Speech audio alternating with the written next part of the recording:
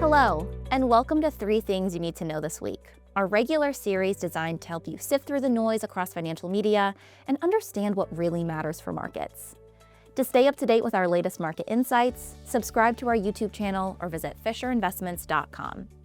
And with that, here are 3 things you need to know this week. First, U.S. April inflation.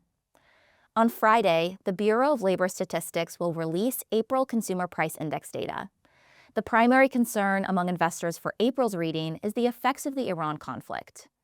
In March, headline inflation accelerated to 3.3% year-over-year from 2.4% in February. The increase in March was largely driven by energy price increases caused by the war in Iran, and expectations are for another acceleration in April. And some may fear a 2022 repeat, but several other factors contributed to that year's hot inflation, like lingering COVID lockdowns, supply chain constraints, and increased money supply. We aren't discounting the pain that many consumers are feeling right now as prices rise. But sustained high inflation is fundamentally a monetary phenomenon, driven by an oversupply of money relative to goods and services. Increases in energy costs don't directly influence the money supply. They simply redirect the flow of money as consumers are forced to make substitutions. Today, money supply growth looks fairly tame and in line with levels that have supported moderate inflation in the past. Absent a large spike in the money supply, we don't expect inflation to rise much further from here. Next, prediction markets. Prediction markets, where individuals can bet on anything from election outcomes to the weather, have been getting more attention lately. The topic gained even more attention after the Senate unanimously voted to ban themselves and their staff from using these markets. So, what are prediction markets, and do they represent a new set of investment opportunities? We would say no. These markets are essentially a form of gambling. According to recent reports, just 0.1% of accounts on 2 popular prediction market websites generated 67% of the profit since November 2022. And on the flip side, 70% of users lost money.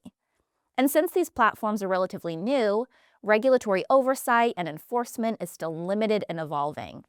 Therefore, we caution investors to consider the risks before placing such bets. But we do think these platforms can provide value as a tool to gauge sentiment. Your typical sentiment survey asks people how they feel, but how people feel and how people act can be very different. For example, consumers can say they feel pessimistic about the economy and yet still go out and spend as usual.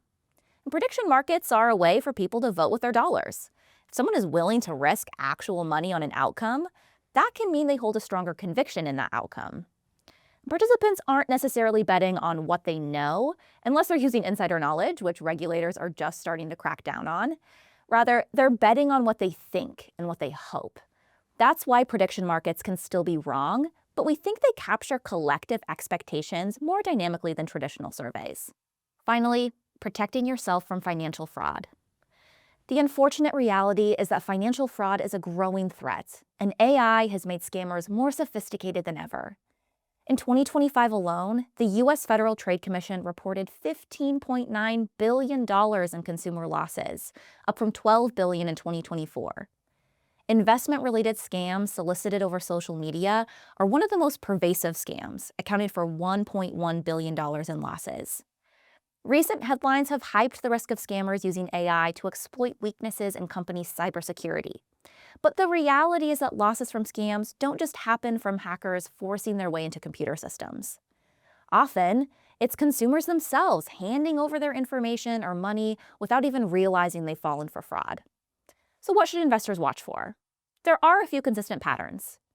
Scammers often impersonate trusted organizations like your bank, the IRS, or a government agency, reaching out through unofficial channels such as phone calls, texts, emails, social media, or messaging apps.